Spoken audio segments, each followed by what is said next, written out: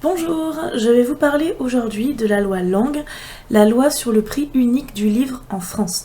Ça va être une vidéo très courte, très simple. Je vais vous parler des points les plus importants pour vous, acheteurs de livres. Je ne vais pas rentrer dans les détails. Ensuite, si vous voulez en savoir plus, je vais vous mettre en barre d'infos le lien vers le site du gouvernement sur lequel vous pouvez trouver le texte de loi et vous pourrez aller lire tout le texte de loi pour voir toutes les exceptions, etc. Moi, je vais vous parler des points les plus importants. Donc d'abord, qu'est-ce que cette loi? Qu'est-ce qu'elle implique? En France, ce sont les éditeurs qui fixent le prix de leurs livres. C'est pour ça qu'au dos des livres, vous avez le prix imprimé. De cette façon, les libraires sont tous obligés de vendre les livres au même prix. Je vous dis les libraires, mais donc les grandes surfaces, les Fnac, etc. sont aussi obligés de vendre les livres au prix que l'éditeur a fixé. Cela empêche les grosses compagnies de faire des prix très bas, des prix cassés sur les livres, et ainsi les petits libraires de quartier peuvent continuer de vendre des livres également.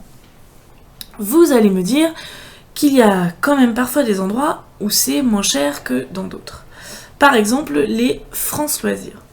Donc oui, dans les boutiques France Loisirs, certains livres sont moins chers parce que France Loisirs, c'est aussi une maison d'édition. Donc les éditions France Loisirs rachètent les droits de certains livres et les rééditent. Et comme c'est une édition à eux, ils peuvent fixer un nouveau prix sur le livre qu'ils ont eux-mêmes édité. C'est ainsi qu'ils peuvent les vendre moins cher. Vous trouverez aussi en boutique France Loisirs des livres édités chez Gallimard, chez Hachette, etc. qui là seront au prix public, c'est-à-dire le prix que l'éditeur a fixé, l'éditeur Gallimard ou Hachette a fixé, et donc qui est le même dans toute la France. À la Fnac aussi, par exemple, si vous avez une carte d'adhérent, je crois, vous avez systématiquement 5% de réduction sur vos livres. Ces 5% de remise sont inscrites dans la loi.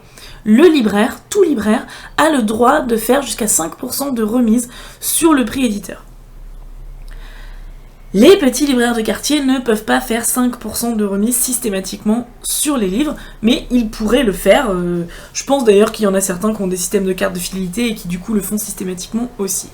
Après, j'ai envie de vous dire que c'est moins cher à la Fnac pour ces 5%, je trouve ça un peu... je trouve que c'est un peu n'importe quoi, parce que 5% sur un livre, souvent vous gagnez quoi, 30 ou 40 centimes?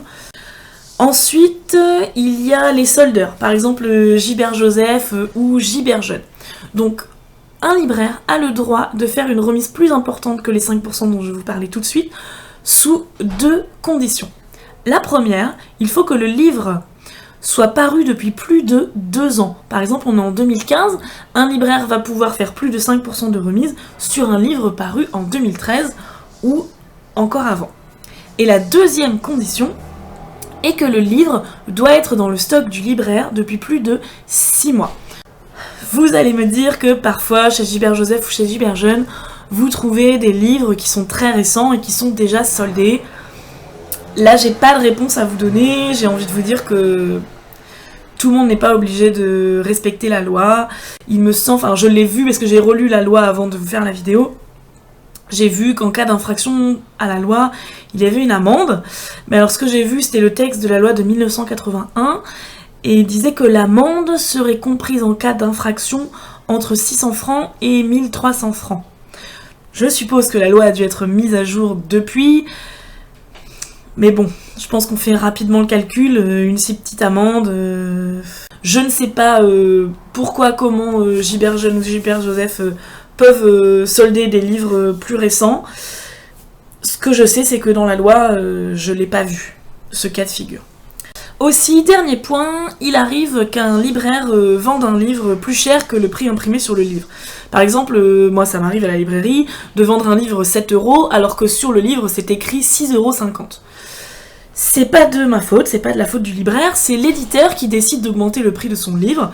Là je ne peux pas vous dire pourquoi, mais donc du coup, il va pas envoyer tous ses livres au pilon, quoi. S'il a, 1000 livres sur lesquels c'est écrit 6,50€ et que d'un coup il décide de les vendre 7€, il va pas détruire tous ses livres où c'est écrit 6,50€ pour les réimprimer avec le bon prix. Donc du coup, oui, parfois ça vous arrive d'acheter des livres sur lesquels c'est écrit un prix plus bas que le prix auquel le libraire vous le vend. Mais c'est pas le libraire qui choisit de vous faire le livre plus cher. On suit la loi, on suit le prix éditeur, Et jamais un libraire, enfin je dis jamais, normalement si le libraire est honnête, il peut pas vous arnaquer sur le prix d'un livre. Voilà, comme je l'ai dit, c'était une vidéo très courte, j'ai pas employé de mots savants, je suis pas du tout calée en loi, c'est juste que je trouve que c'est une des lois françaises les plus importantes pour nous, amoureux des livres. C'est la loi qui permet que les libraires de quartier soient toujours aussi nombreux en France. Et je suis fatiguée d'entendre à la Fnac c'est moins cher, à Leclerc c'est moins cher. Non, non, ce n'est pas moins cher, c'est faux. Il faut que tout le monde le sache, il faut que tout le monde connaisse cette loi. On a la chance que cette loi soit respectée dans notre pays aujourd'hui. Et vraiment, j'ai envie que tout le monde le sache. Donc s'il vous plaît, partagez cette vidéo, répandez la bonne parole.